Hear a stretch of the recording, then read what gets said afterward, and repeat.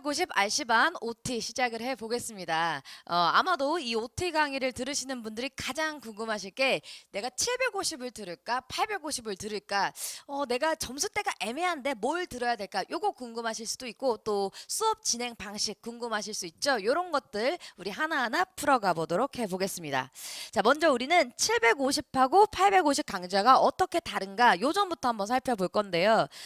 간단하게 생각하면 돼요. 여러분들이 지금 인강이 아니라 현장 강의를 왔다고 봤을 때 그 강의 레벨이 입문반, 기본반, 중급반, 그리고 정규반, 실전반 내지는 문제풀이반이 있잖아요. 그러니까 750반은 정규반 정도라고 보시면 되고 우리 850반은 실전반 정도로 보시면 됩니다. 이 두 레벨의 차이는 문제 난이도의 차이는 절대 아니에요.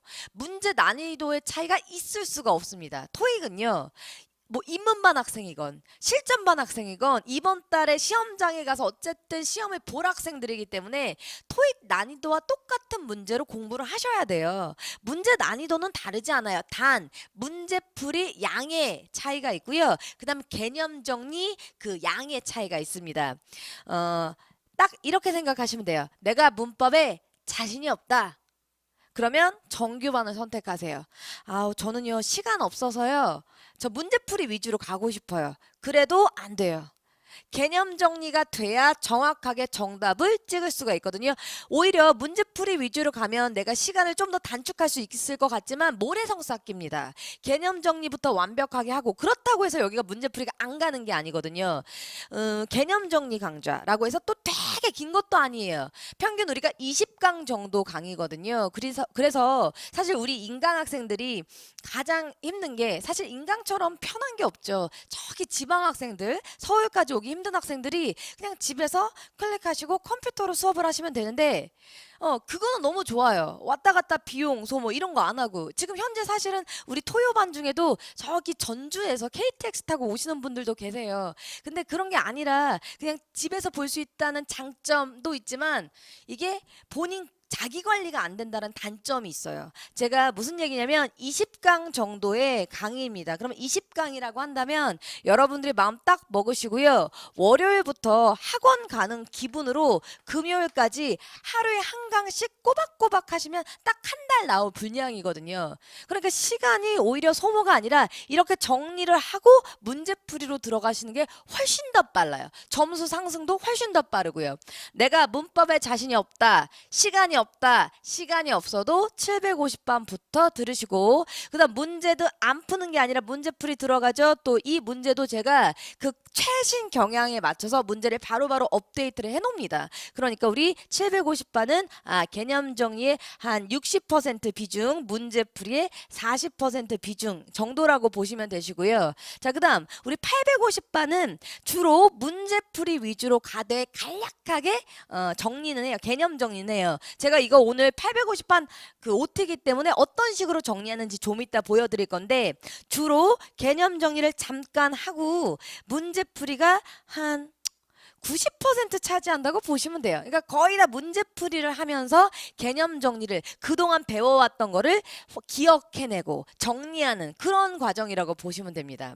그리고 우리 그 850반이 너무너무 좋은 게요. 이거는 현장 강의에서 바로바로 찍어서 업데이트 되는 강좌이기 때문에 그냥 바로 전달 나온 문제도 우리가 변형해서 바로바로 문제로 풀어보실 수 있고 그러니까 최신 경향에 가장 맞춰놓은 얘도 물론 마찬가지지만 제 강의가 근데 어쨌든 최신경에 가장 최신 기출 문제가 가장 빠르게 업데이트되는 이런 강의라고 보시면 되겠습니다. 물론 그래서 이 850 문제풀이 강좌는요 계속 버전별로 버전 1, 버전 2 이렇게 이제 진행돼 나갈 거고요.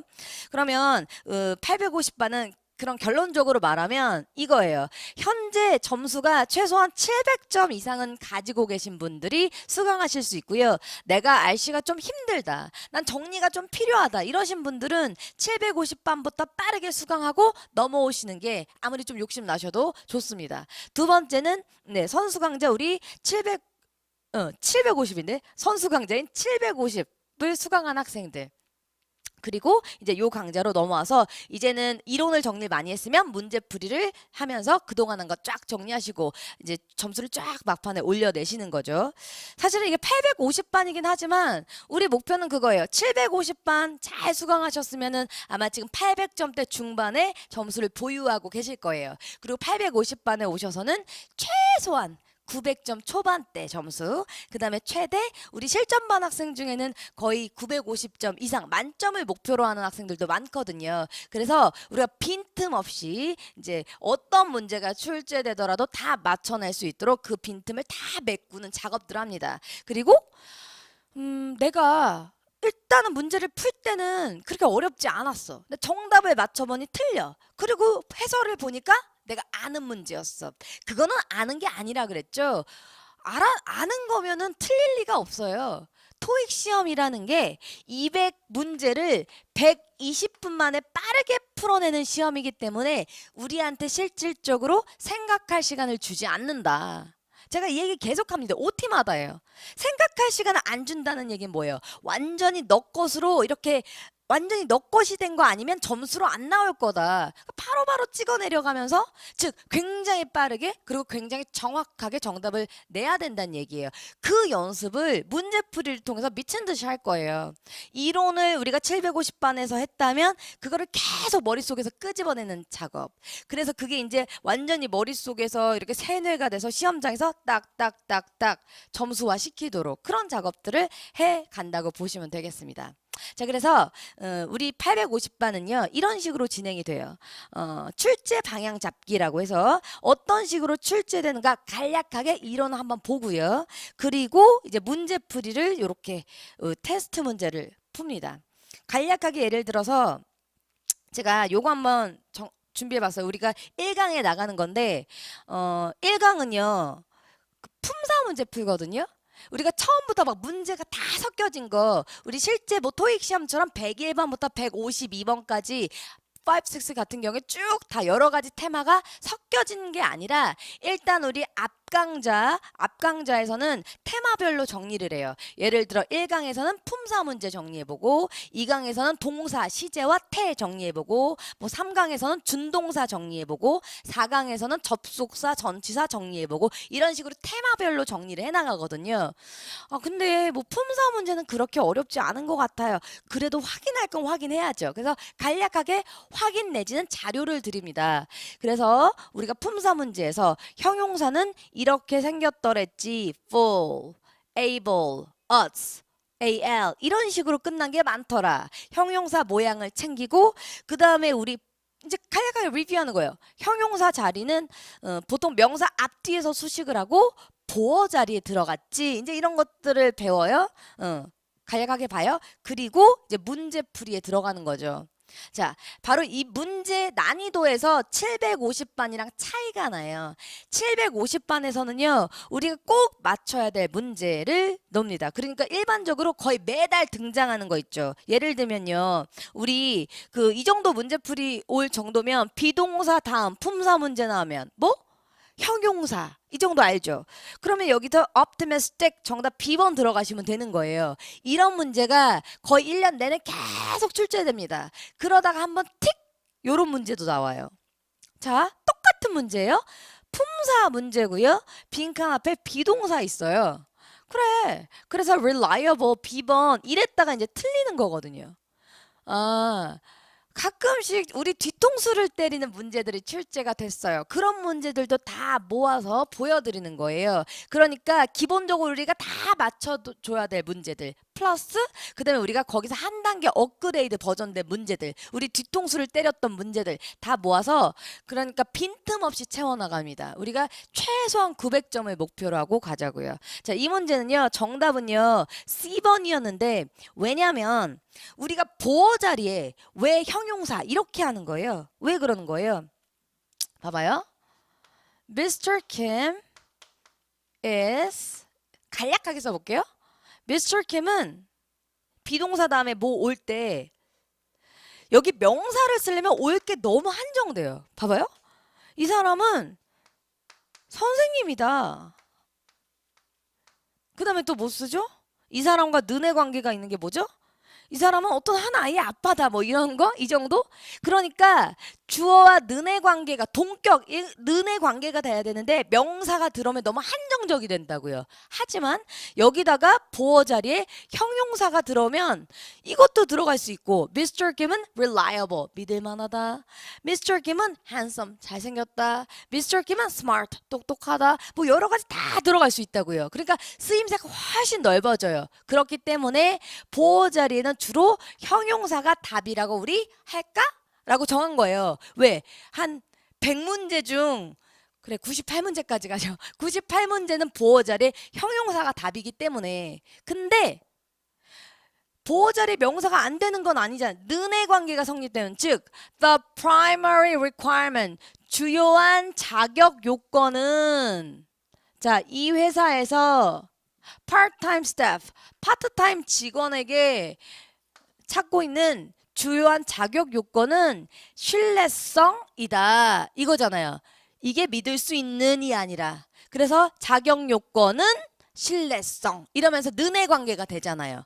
네, 이런 거 물을 때도 있어요. 이런 문제까지 빈틈없이 다 메꾼다고요. 그 다음에 또 우리 그 750반이랑 차이가 뭐 이런 거 있잖아요. 자, 화면 보고 바로 한번 가볼까요? 이런 문제가 있어요. 우리 또 이 정도 수업 들으면 바로 맞춰주셔야 돼요. 잠깐 보세요, 문제. 몇 번이에요, 정답? David. 네, 데이빗이요. 왜요? 왜냐하면 letters가 주어고 그 다음에 이렇게 묶이고 mail이라는 거는 발송하다. 발송하려면 뭐가 있어요? 대상이 있어야 발송하죠. 타동사란 말이에요. 근데 빈칸 다음에 명사 목적어 없기에 PPP 수동태로 가야 되는데 여기도 수동태 비동사 하나의 PP 비동사 하나의 PP 둘 다 수동태예요. 자, 그 다음에 뭐 봤어요? next month라는 시간 부사 보고 미래 시제 골라서 정답 데이빗 이렇게 갔단 말이에요. 그래서 우리가 대부분 이렇게 가면 되죠. 뒤에 타동사가 있을 때 명사 목적어가 있으면 능동을 고르고 뒤에 명사 목적어가 이것처럼 없으면 BPP를 골라라. 이렇게 공식화한단 말이에요. 그런데 우리가 2014학년도 2014년 1월 달에도 그랬고 가끔 툭 뒤통수를 때리는 문제가 등장하죠. 4형식 동사와 5형식 동사의 수동태가 나와요. 그러면 이 공식을 틀어야 하나? 지금까지 우리가 해왔던 이 공식을 틀어야 하나? 그건 아니에요. 왜? 90% 이상의 태 문제들이 3형식 동사로 나오기 때문에 명사 목적어 있으면 능동, 아무것도 없으면 BPP 수동 고르면 된다고요. 몇 개 안 돼요. 근데 이 몇 개 안 되는 거를 그 단어 외우는 거 저랑 다 외울 거고요. 푸는 공식도 다 드릴 거예요. 예를 들어서 BPP 뒤에 목적어가 올 수 있는데 그러면 반드시 해석상 따져봐야 된다. 어떻게 해석상 따져봐요? 이제 그런 방법들을 우리가 수업에서 배우는 거죠. 지금 요거 같은 경우는 변형 문제인데요. 그래서 우리 이거 1월달 문제 14년 1월달 문제 변형 문제인데 이게 뒤통수 맞았던 문제죠. 빈칸 다음에 present라는 명사 있길래 아이 BPP는 아니지 하고 능동 A번 아니면 데이빗 둘 중에 골랐단 말이에요. 근데 정답은 오히려 뭐였어요? BPP 수동이었단 말이에요. 이런 것들 이렇게 예외적으로 등장하는 문제들까지 다 메꿔드릴 거예요. 아시겠죠? 자, 이런 식으로 문제 난이도의 차이가 납니다. 난이도라는 게 어렵고 쉽고가 아니라 일단 750반에서는 우리가 기본적으로 알아야 될 거 다 알고 그다음에 거기서 조금 더 업그레이드 문제 하지만 자주 등장하진 않아요. 하지만 우리가 800점대 후반 또는 900점 이상 만점을 지향하려면 걔네들까지 다 맞춰줘야 됩니다. 그리고 나서 복화도 건드리셔야죠. 그래서 그 개수가 어떻게 되냐면 보통 우리가 앞 초반에는요. 그 문법 문제, 20문제, 그리고 복화 문제 10문제 이렇게 해요. 에게게 우리가 겨우 하루에 30문제 풀어요? 저는요. 문제풀이량이 굉장히 많지는 않아요. 제가 그런 식으로 이렇게 빠르게 문제를 많이 푸는 거 별로 도움 안 된다고 생각하거든요. 왜냐하면 문제 많이 푸는 건 솔직히 말하면 여러분들 문제 많이 풀고 싶으면 우리 사실 학원비라는 게 굉장히 비싸잖아요. 그 돈으로 사실 문제집을 사면 되게 많은 문제집을 살 수가 있어요. 그리고 많이 풀면 되죠. 그죠? 그게 중요한 게 아니라 어차피 여러분 그 시중에 나와 있는 문제 다 똑같은 문제들이에요. 결국 어디서 변형된 거야? 기출 문제에서 변형된 거거든요. 다 그 문제가 그 문제예요. 중요한 건 여러분들이 그 문제를 어떻게 풀어내느냐. 자, 빠르게 푸는 게 문제가 아니라 정확한 거 먼저예요. 문제를 푸는 방식을 정확하게 습득을 하고 그 똑같은 문제 변형 문제를 풀고 또 풀고 또 풀려서 훈련하는 거예요. 그러면 속도가 붙는 거예요. 그래서 처음에는요 문제량 그렇게 많지 않아요. 근데 이것도 빡빡하게 돌아가요. 이것도 굉장히 수업 꽉꽉 채워서 한다고요. 그만큼 자세하고 여러분들이 지금 내가 어느 정도 문법을 알긴 아는데 그렇게 확실하게 모른다. 그랬을 때 이 850판 들으면요 쫙 정리가 되실 거예요. 꼼꼼하게 설명을 하기 때문에. 그리고 복합 문제는 하루에 10문제 나간다 그랬는데 겨우 10문제가 아니에요, 여러분. 이거 다 최신 버전 문제거든요. 그러니까 한 달에 복합 문제가 몇 문제 정도 나와요? 순수 어휘 문제가 있고 문법과 결합된 그런 어휘 문제가 있어요. 근데 어쨌든 평균적으로 우리가 그 20문제 정도라고 한번 쳐보죠. 평균 한 달에 어휘가 20문제 나온다. 그러면 지금 우리가 10문제씩 최소한 20세트를 나갈 건데 200문제. 그러니까 최신 문제 한 10달치를 공부를 하는 거예요. 그러면 거기서 거의 다 걸립니다. 그리고 어휘 문제로 안 나가더라도 제가 문법 문제 풀면서도 중요한 어휘 다 찝어드릴 거고요.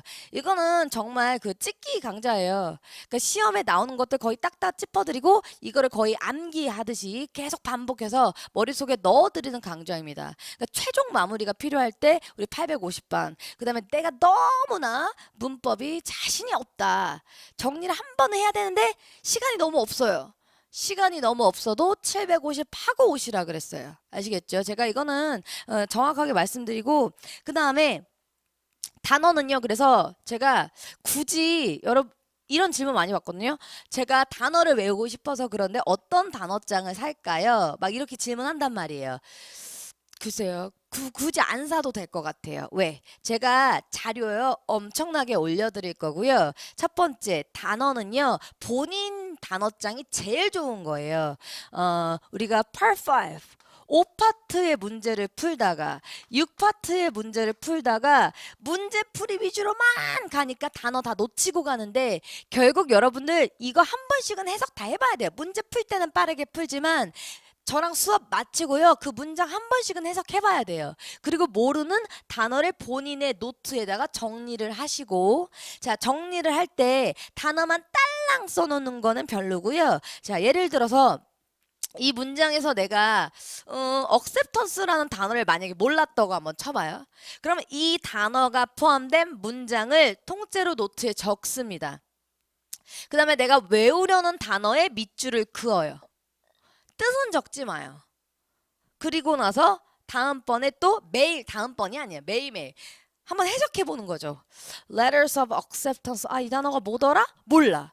그럼 사전 또 찾아봐요. 요새 사전 찾기 엄청 쉽잖아요. 우리 스마트폰으로 바로 찾으면 되는데. 맞다. 이거 이제 머릿속에서 한 번 더 끄집어내고 다음날 또 한 번 해석을 해보는 거예요. 그래, 한글이 써 있으면요 내가 뜻을 그거 맞지 않은 것 같이 착각한단 말이에요. 그러지 마시고 문장을 읽으면서 자꾸만 내 머릿속에서 내가 스스로 끄집어내려고 하고 그게 2번 끄집어내고 3번 정도 끄집어냈을 때 완벽히 여러분들 단어가 되는 거거든요. 그래서 이런 것들 이런 자잘한 것들 제가 어떤 식으로 공부하는지 다 알려드릴 거예요. 수업 시간에 말고요. 제가 인강 학생들 같은 경우에는 이렇게 직접적으로 얼굴을 보고 소통하고 이러는 게 아니라서 좀 제가 많이 이렇게 좀 의외로 꼼꼼한 편이거든요. 그래서 이런 사항들 다 이렇게 정리를 해서 자료실에 올려드릴 거예요. 그러니까 항상 수업 시작하기 전에 예를 들어 우리 수업 중에는 바로 전에 어떤 상황이 벌어졌을 수도 있잖아요. 그러니까 이런 일이 있었고 그러니까 이렇게 수업 진행하시면 됩니다. 이런 것들을 지시사항을 적어드릴 거예요. 그래서 미리 수업 전에 한번 읽어보고 그다음에 수업 따라가시면 되거든요. 그리고 어떤 이런 것들 자료 드리는데요. 제가 이 보면 굉장히 글씨 폰트가 무식하잖아요. 암기는 무식하게 하는 수밖에 없어요. 선생님 저 단어 못 외우겠어요. 어떻게 외워요? 어떻게 외우긴요. 답은 없습니다. 공부의 왕도는 없어요. 반복밖에 없어요. 자, 반복을 어떻게 하냐. 제가 인강도 수업 듣듯이 날짜 정해서 내가 하루에 월요일부터 금요일까지 오후 8시에 수업 듣겠다 이런 거 딱 정하셔야 돼요. 안 그러면요 완강 못해요. 완강하셔야죠. 그래서 이렇게 딱 정해놔요. 그리고 이 수업에 대한 내용 정리하시고요. 자료 올려드리는데 자료 중에서 무한반복 프로젝트라고 올려드리는 거 있죠. 이거는 자 수업 시작한 날부터 시작해서 토익 시험 보기 전까지 매일매일 반복하는 거예요. 누적 복습. 처음부터 배운 데까지. 처음부터 진도 나간 데까지. 처음부터 계속. 문제 푼 거는 어떻게 해요? 문제 푼 거 있잖아요. 첫날 푼 것부터 그 다음에 진도 나간 데 것까지 처음부터 문제 다시 한번 풀어보세요. 난 내 실력을 점검해보고 싶어. 그리고 문제 따로 풀지 마세요. 그런 모의고사 같은 거는 내가 100문제를 한번 시간 맞춰서 풀어보고 싶은데 이런 건 일주일에 한 번 정도씩 하면 돼요. 이 얘기도 제가 다 정리를 해서 자료를 올려드릴게요. 시험장에 가서 토익 시험장에 가서 어떻게 해야 되는지 이것도 자세하게 다 적어서 제가 올려드릴 거예요. 그러니까 제가 그 현장에 와서 듣는 수업 못지않게 꼼꼼하고 디테일하게 다 챙겨드릴 테니까 그거 다 흡수하셔서 점수 내시면 되겠습니다. 아시겠죠? 무한반복 프로젝트라는 데는 뭐가 있냐면 어휘장 따로 안 사도 된다 그랬죠. 뭐 빈출 분사라던가 복합 명사라던가 아니면 자주 출제되는 동사와 부사 짝이라던가 이런 것들 제가 다 정리해서 그냥 쭉 나갈 거예요. 이거 외우시면 되세요. 단어장 사지 마세요. 단어장은요 솔직히요 그거 최신 버전이 아니잖아요. 그쵸? 요즘 출간된 게 올해 바로 지난달에 나왔냐 그게 아니잖아요. 그리고 난이도 빈출 순으로 정리된 게 아니잖아요. 그것보다는 수업 시간에 하는 거 위주로 본인 단어장 정리 플러스 무한반복 프로젝트 자료 나가는 거 이거 위주로 달달달달 하세요. 그러면 점수로 바로 반영됩니다. 아시겠죠? 제가 하고 싶은 얘기는 어느 정도 다 한 것 같은데 여러분들이 하실 일은 1강 우리가 이제 품사부터 들어가죠. 1강부터 어떻게? 꾸준하게 시간 딱 정해놓고 실제 수업을 가듯이 이렇게 딱 시간 정해놓고 규칙적으로 공부하시는 거 가장 중요합니다. 그리고 자료 올려드리는 거 쭉 다 출력하시고요. 그다음 미리 수업 준비하시고 이제 인강 딱 들으셔서 실제 현장 강의 온 것처럼 수업에 임하시면 되겠습니다. 아시겠죠? 수고하셨고 우리가 이제는 현장 수업에서 뵙겠습니다. 수고하셨습니다.